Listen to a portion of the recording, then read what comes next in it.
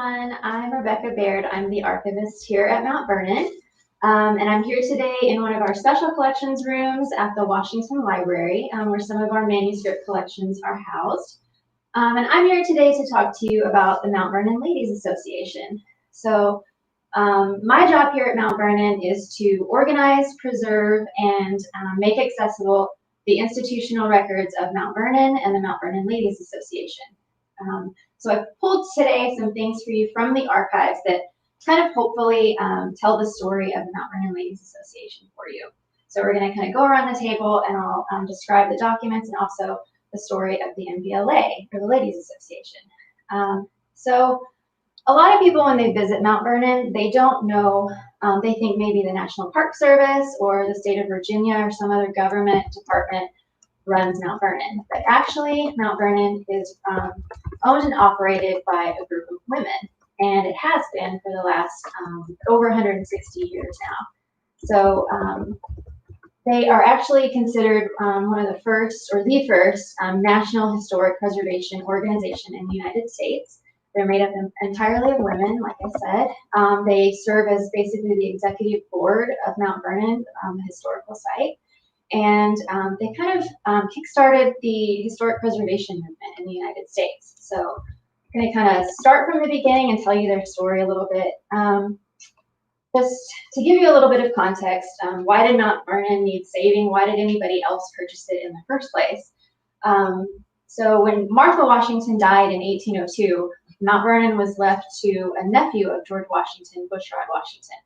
And Bushrod and subsequent Washington owners of Mount Vernon never really had the resources or the money that George Washington had to take care of Mount Vernon the way that George Washington did. So by the 1850s, when the Mount Vernon Ladies Association organized and became involved, Mount Vernon was not in very good condition. Parts of the piazza on the house were starting to fall in a little bit. The grounds were not kept up. It just was not in very good condition. Also, visitors came kind of uninvited, and they would walk all over the grounds, and they would even take souvenirs. So Mount Vernon just was not in very good state.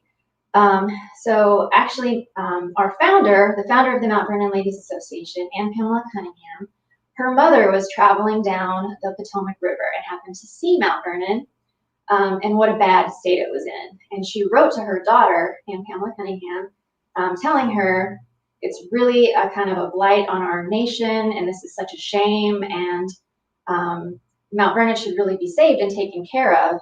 And if the men of this country, meaning I guess the private owners of Mount Vernon, or people in government aren't going to take care of it, then maybe the women of the country should organize and get together and take care of it. And so Anne Pamela Cunningham really took this to heart. She was a single woman. She was in really ill health. But I think she was kind of looking for a cause or something to devote her time and energy to. And she was very patriotic, and this just became her cause. So she immediately became interested. She wrote an editorial for the local newspaper, the Charleston Mercury, and basically was just kind of wanted to announce to the world, Mount Vernon is not being cared for. This is our first president's home. We should work to preserve it. And I think the women of this country should be the ones to do it. So right after she writes this editorial, she writes this letter right here. This is the first letter that she writes to the Washington family, the Washingtons. The owner at this time was John Augustine Washington III, who is a great-grandnephew of George Washington. But Anne Pamela writes the letter to Mrs. Washington, probably because she felt more comfortable writing to a woman, and probably in the hopes that Mrs. Washington would have a conversation with her husband about it. At this point, when Anne Pamela Cunningham is writing, she doesn't really have a plan in place. She doesn't really know exactly how she wants to save Mount Vernon. She just knows that she wants to do it. She wants to be involved in it. She thinks it's important, and she's basically just expressing the fact that Mount Vernon is important and we need to save it. And she wants the ladies of the country to be involved with this. It takes about a month or so for her to hear back from the Washingtons. And basically they say thanks but no thanks. John Augustin Washington, the owner, was really only interested in selling to the state of Virginia or the federal government. He wasn't interested in selling it to a ladies group. That did not stop Miss Cunningham. She gathered a lot of women who were kind of like-minded to her, who were the same kind of stature as her, and they started organizing and fundraising to purchase Mount Vernon. It started out as just a Southern ladies kind of affair, but soon Miss Cunningham realized that women of the North were also very interested in this cause. So she opened it up to the entire country, and women from the North and the South and all over the U.S. became involved, and it became a national organization. It took several years, but finally Mr. Washington realized that the state of Virginia and the federal government were not interested in purchasing Mount Vernon. It was too expensive, and they didn't want to do the upkeep that it would take to keep this estate running. So he finally agrees to sell it to the Ladies Association in 1858, so several years later. So I have for you here the agreement or the contract that John Augustin Washington and Anne Pamela Cunningham signed, saying that he would sell the estate of Mount Vernon to the Ladies Association. The agreement outlines how much the property cost, which was $200,000. So that's millions of dollars in today's money. It also outlines the payments that were to be made, that they were supposed to have it paid off within 5 years. And it also stipulates that Washington's descendants, his family members, could be buried at Mount Vernon if they wished. And it also stated that the bodies of George and Martha Washington were not to be disturbed or moved. So all of those things are kind of outlined here. It's signed, sealed. This is the official one. So the ladies immediately start fundraising because they know they have to raise all of this money to buy Mount Vernon within 5 years and have it paid off. So they immediately start fundraising. They throw balls, parties. It's a grassroots effort, really. They have lady managers that go out to the communities and try to raise the money. They accept all kinds of donations from 10 cents up to thousands of dollars. So I also have for you here a check that was written. This one is one payment towards Mount Vernon. It's for $59,242. And that was in December 1858. And then also I have an example for you of one of these. It's a certificate that was issued to Miss Charlotte Everett Wise for 50 cents that she gave toward the Mount Vernon Fund. So that kind of gives you an idea of how little people gave, but also how Miss Cunningham and the Ladies Association really wanted the people of America to feel like they were purchasing Mount Vernon. They could buy a piece of it. It was going to belong to all of America. It wasn't just going to belong to a private institution. So moving on just a couple of years, the Ladies Association takes over Mount Vernon in 1860, which is, of course, entering a very volatile time in the United States history. So just a year later, in 1861, the United States breaks out into civil war. Mount Vernon is on a very precarious location for this war, right on the border between the North and the South. So at the time, actually, Miss Cunningham left Mount Vernon to go back to South Carolina and take care of her family plantation. So she was in South Carolina. Mount Vernon was left in the hands of a superintendent, Upton Herbert, and her secretary, Sarah Tracy. So it was left in the hands of employees, basically. So Sarah Tracy, her secretary, would have to go in and out of town to Alexandria, Virginia, to buy supplies for the estate.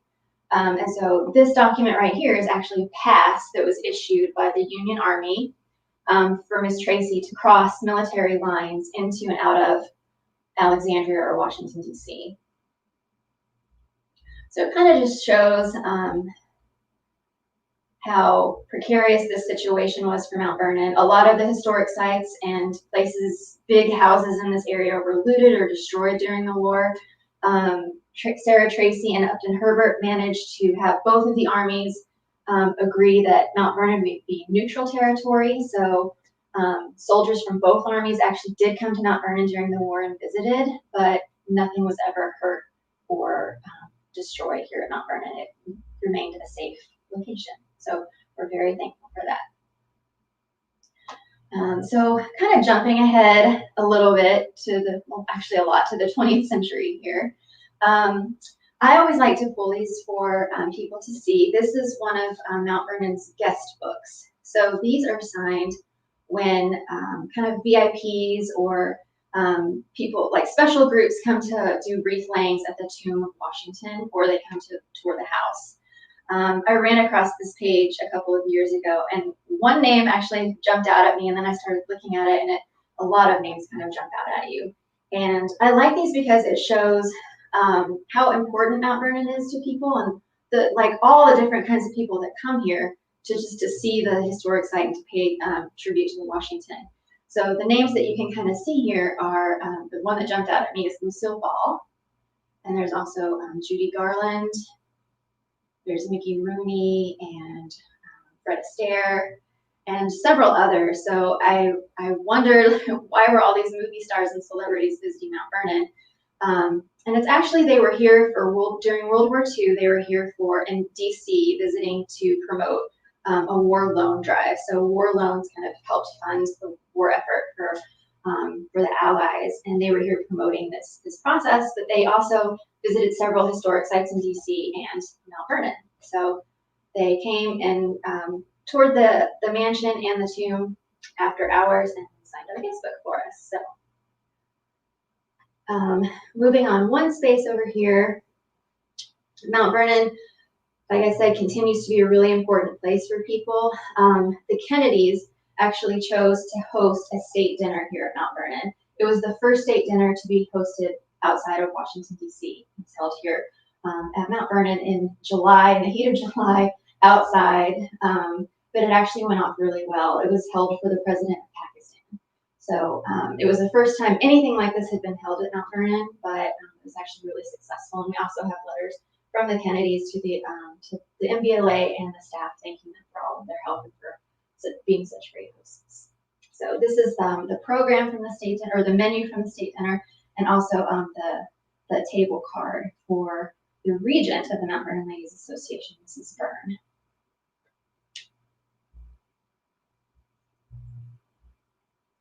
And then the next couple of items I have over here kind of tell the continuing story of how the MVLA has been kind of pioneers in the preservation movement.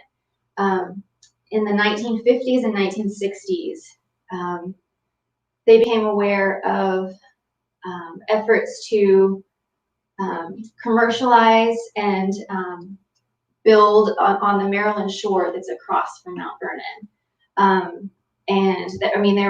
There were reports that they were going to build a sewage plant or an amusement park right across where the view is from Mount Vernon. And of course, the Ladies Association did not like this.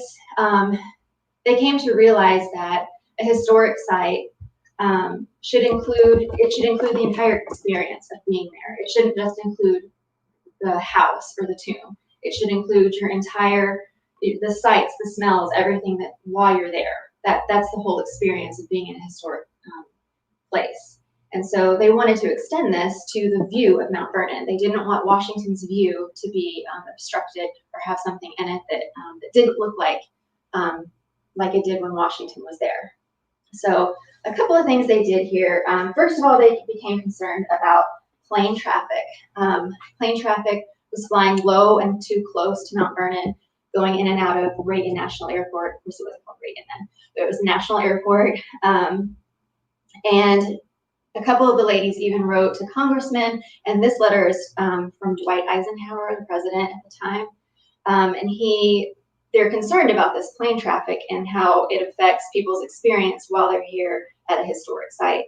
And so he's writing to them saying he will look into it and not to worry, it'll be taken care of.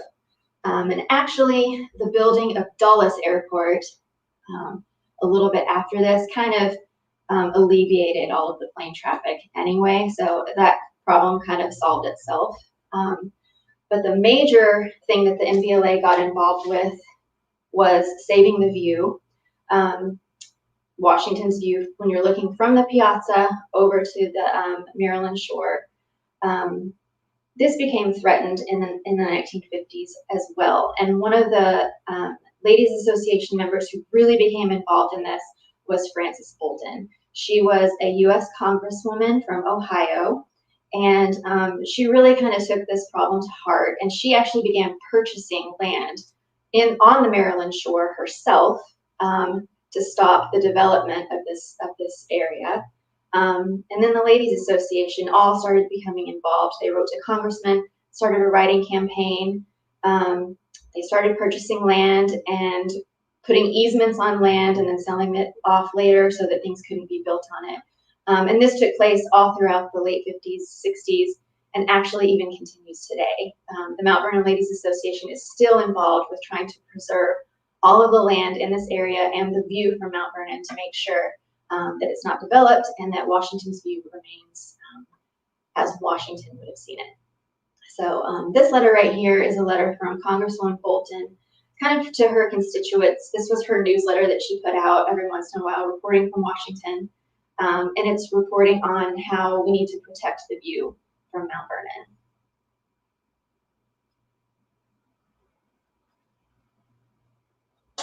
So that's kind of like my brief little history of the Mount Vernon Ladies Association, how they got started, how they're still involved with preservation today. Just wanted to make everybody aware that they were really pioneers in the historic preservation movement, and they're still going strong today. So I guess I will start taking any questions that you might have for me. Thank you, Becca. Yes, we have quite a few. The first one we have is from Cynthia. She asked, how does one become a member of the Mount Vernon Ladies Association? I think being a member and contributing to the ongoing maintenance of Mount Vernon would be awesome. Thank you. Smiley face emoji. Okay, so how to become a member of the Ladies Association? Well, the Ladies Association itself is actually only between 20 and 30 members usually. And we don't exactly know the process of how you become a member or what the criteria is. That's kind of left to the board themselves. We do know that they appoint and elect their own members. So I'm assuming it probably helps to know a few of them to be connected to them. But I do know that they have a discussion that among themselves they elect and nominate their own members. But there are many different ways to be involved in saving or preserving Mount Vernon aside from being a member of the association. You can become a member of Mount Vernon, and we really encourage people to do that. All of the money from fees, gate fees, or any money you donate to the estate, all of it is just to preserve this place, preserve the items that we have here, and be able to show it to all the visitors that come every year. So, and there are giving organizations and stuff like that you can become a member of also if you want to help out. Wonderful, thank you. And we have a good question from Kimberly. Rebecca, what is the most interesting thing or oh wow thing you found about the MVLA that the public doesn't know? That's a hard one. I really don't know, other than the fact that they are just like each and every member has their own little story, and each one is just so fascinating if you look into their history. We have not only just famous people, but people that were just really important in their local communities. I think that's something that's really interesting. These women were not only involved in Mount Vernon, they were involved in so many other things. Like I said, in their own communities or other national ventures. We have people like Phoebe Epperson Hearst, who is William Randolph Hearst's mother. She was one of the starters of the PTA. She was a suffragist. We have, so many just like really famous, interesting people that I really like to look into the individual ladies themselves, even just aside from what they do here at Mount Vernon, which is itself amazing. So. Excellent. And Scarlett asks, how many women comprise the MVLA today, and what is the process for being appointed or elected into the MVLA? So like I said, there's usually between 20 and 30 members. I believe right now there's about 25 or 26. It kind of goes back and forth a little bit. Members resign and then it takes a while to elect them again. So it kind of juggles a little bit. But I don't think there's ever been fewer than maybe 20, 22, something like that. The process, like I said, I think they nominate or elect people that they know. I'm not sure exactly. Nobody really knows what the criteria is, what they're looking for in another member. But the ladies are extremely involved in Mount Vernon. You have to be able to devote a lot of your time to coming to Mount Vernon twice a year for the council meetings.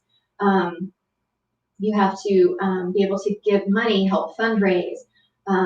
You have to really, really be involved in like even the small minutia of this place working. So it is quite a commitment to be a member.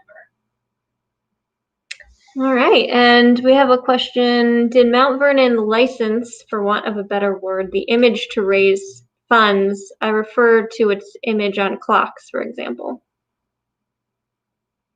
Oh, you mean does Mount Vernon license the image of Mount Vernon to be used on various merchandise things and stuff like that?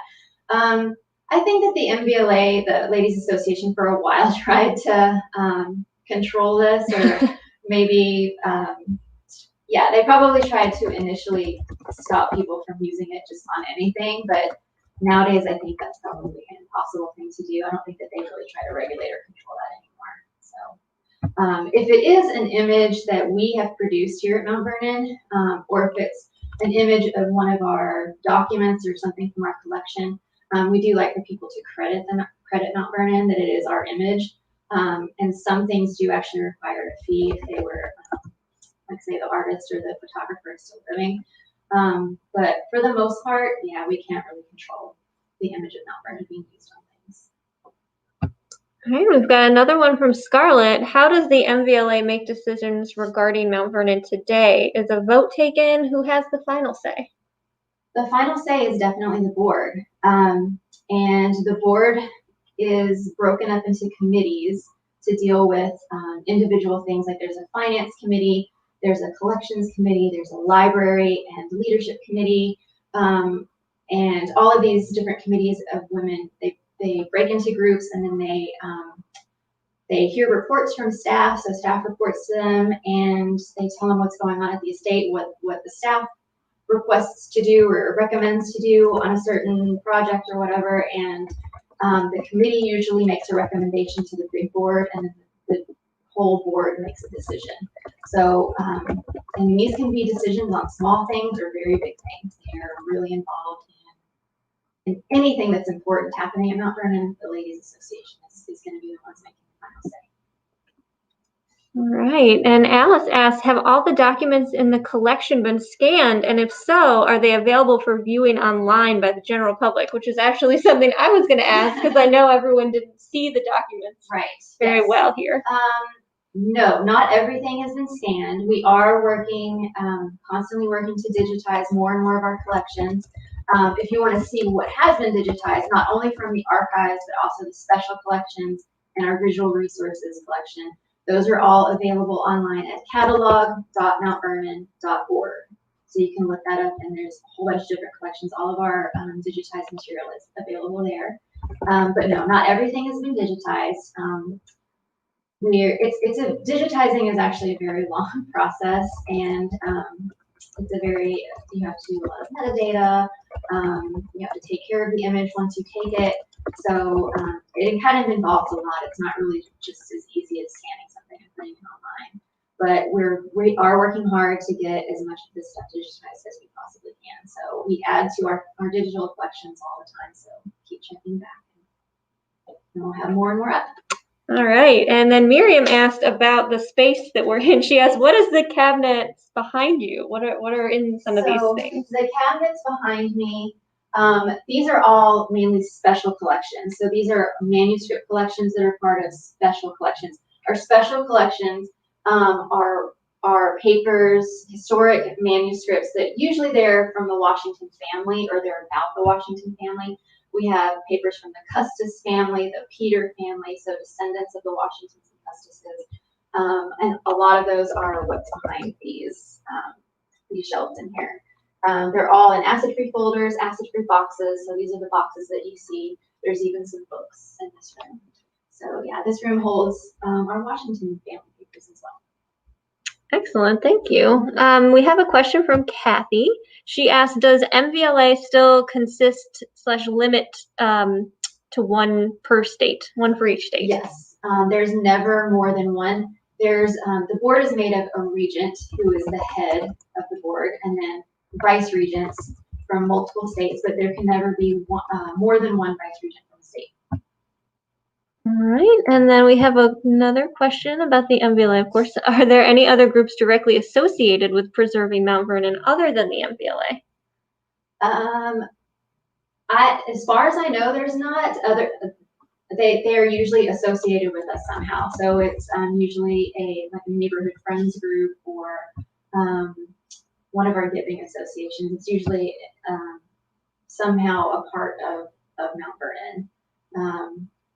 So yeah, but I do think the neighborhood friends might not officially be involved with us, but I would say almost all of them that I know of are part of the Mount Vernon Ladies Association. All right, and then we've got a good question from Greg. Is there a book that details documents, artifacts at Mount Vernon? Or actually, are there any books about the MVLA that people can read? Yes, there are several. Probably the best one is the most recent one. I believe it was published in like 2009 or 10, I want to say.